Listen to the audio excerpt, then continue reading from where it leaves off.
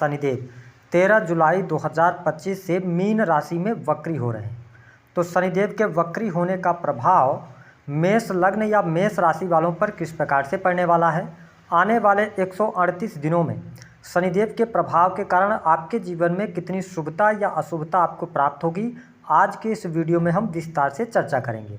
देखिए मेष राशि वालों, यह वीडियो आपके लिए महत्वपूर्ण इसलिए भी हो जाता है क्योंकि वर्तमान समय में आप शनि की 7.5 के प्राथमिक चरण में चल रहे हैं।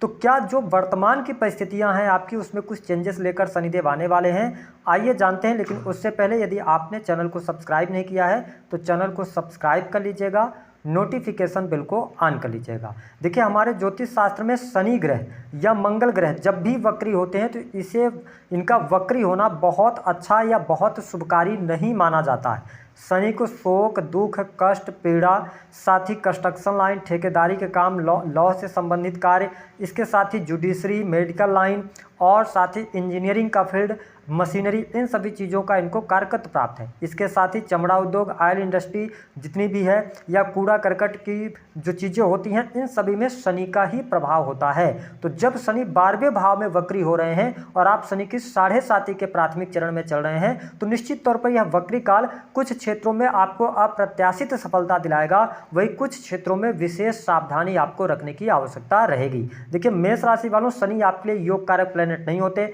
आपकी राशि में आकर ये नीच की अवस्था को प्राप्त करते हैं, लेकिन जब ये वक्री हो रहे हैं तो आपको 11th हाउस का भी रिजल्ट देंगे। ये आपके 10th भाव, कर्म भाव और लाभ भाव के स्वामी होकर 12वें भाव में वक्री हो रहे हैं। तो यह समय उन लोगों के लिए बेहद ही शानदार रहेगा जो लोग विदेश से जुड़ा हुआ काम करते हैं या किसी भी प्रकार से आपका इंपोर्ट एक्सपोर्ट का कार्य है, यानी कि आप का विदेश से जुड़ा हुआ कोई भी कार्य क्षेत्र है, किसी भी कार्य क्षेत्र से आप जुड़े हैं तो यहाँ पर शनिदेव आपके लिए लाभकारी योग बनाएंगे। यदि आप ऑलरेडी विदेश में रह रहे हैं, आप नौकरी कर रहे हैं, बिजनेस कर रहे हैं, तो उसमें लाभ में ये वृद्धि कराने का कार्य करने वाले हैं, यानी कि नौकरी पेशा जीवन आपका अच्छा रहेगा।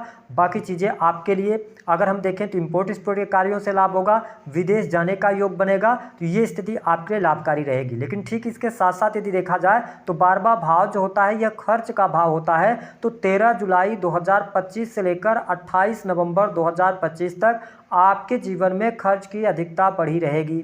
वो खर्च किन कार्यों पर हो सकता है? भूमि, भवन, वाहन से संबंधित आपका कार्य हो सकता है, सुख सुविधा पर आपका खर्च होगा। साथ ही 12वां भाव जो है यह बीमारी यानी कि हॉस्पिटल का होता है, तो निश्चित तौर पर हॉस्पिटल पर पैसे खर्च होने के योग बनते हैं। इस पर थोड़ा सा आपको ध्यान देने की आवश्यकता रहेगी, क्योंकि मेष राशि वालों सेहत के मामले के लिहाज से अगर देखा जाए तो यह जो शनि का वक्री काल है यह आपको तनाव दे सकता है, ओवर थिंकिंग की समस्या करा सकता है, एकांत प्रिय आपके लिए बना सकता है, कोई पुरानी बात को लेकर आप अत्यधिक चिंतित तो हो सकते हैं। तो इस पर थोड़ा सा अपने सेहत पर आप ध्यान जरूर दीजिएगा, योग व्यायाम से जुड़िएगा तो आपके लिए अच्छा रहेगा। इसके साथ साथ अगर हम देखें तो 12वां भाव जो है ना ये अध्यात्म को भी शो करता है, तो आप आध्यात्मिक खोज की तरफ बढ़ेंगे, ठीक है, धर्म अध्यात्म से जुड़ेंगे, तो ये स्थिति आपके लिए बढ़िया इस समय अवधि के दौरान रहेगी।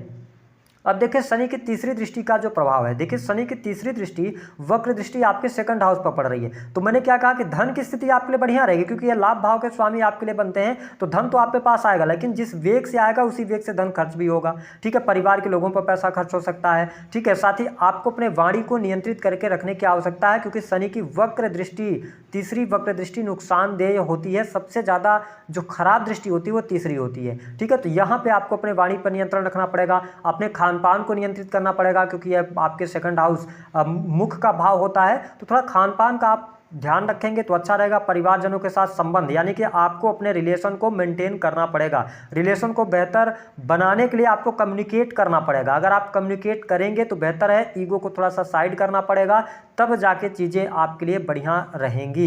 इसके साथ शनिदेव की जो 7वीं दृष्टि का प्रभाव है, देखिए 6ठे भाव पर शनिदेव की 7वीं दृष्टि यहाँ पर पड़ रही है। तो ओवरऑल अगर देखा जाए तो यह समय कोर्ट कचहरी आदि के मामलों में आपको विजय दिलाने वाला होगा।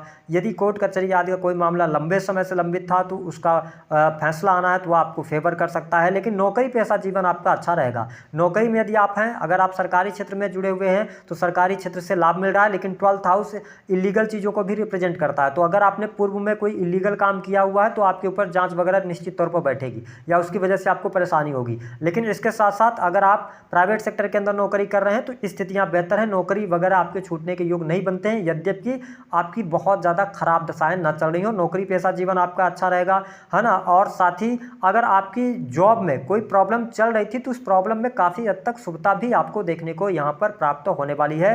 कर्ज आपका धीरे धीरे कम होगा, लेकिन इस समय अवधि के दौरान कर्ज लेकर कोई भी बिजनेस आपको शुरू नहीं करना है। जितना हो सके तो कर्ज लेने से आपको बचना है और न तो किसी भी व्यक्ति को उधार पैसा देना है, क्योंकि शनि की वक्र दृष्टि आपके 2nd हाउस पर है, जो कि ये शो कर रही है कि आपका जो संचित धन है उस धन को आप संजो कर रखें, क्योंकि शनि की वक्र दृष्टि पड़ेगी तो वो धन, ऐसी परिस्थितियां जरूर बनेगी कि उस धन को आप निकालेंगे और कहीं ना कहीं गलत जगह पर निवेश कर देंगे या गलत व्यक्ति को दे देंगे, जो पैसा आपका डूब सकता है। तो यहाँ पे आपको किसी पर बहुत ज़्यादा भरोसा नहीं करना है, इस बात को नोटिस करके चलना है मेष लग्न और मेष राशि वालों को। इसके साथ में अगर देखा जाए तो शनि की जो 10वीं दृष्टि का प्रभाव है वह आपके भाग्य भाव को देख रहे हैं, लेकिन अच्छी बात यहाँ पर यह रहने वाली है कि देवगुरु बृहस्पति भी दृष्टि डाल रहे हैं। तो ऐसी स्थिति में क्या होगा, धार्मिक यात्राएं होंगी, धर्म कर्म के प्रति, अध्यात्म के प्रति रुचि जागृत होगी। जो स्टूडेंट हैं, विद्यार्थी हैं, उनकी पढ़ाई लिखाई के लिहाज से समय अच्छा रहेगा। हायर एजुकेशन के लिए आपके लिए बहुत ही शानदार यहाँ पर समय रहने वाला है। भाग्य का सहयोग मिलेगा। सरकारी क्षेत्र में पेंडिंग पड़े हुए कार्य आपके लिए बनते हुए नजर आ रहे हैं। मैंने बताया कोर्ट कचहरी आदि के मामलों में सफलता प्राप्त होगी।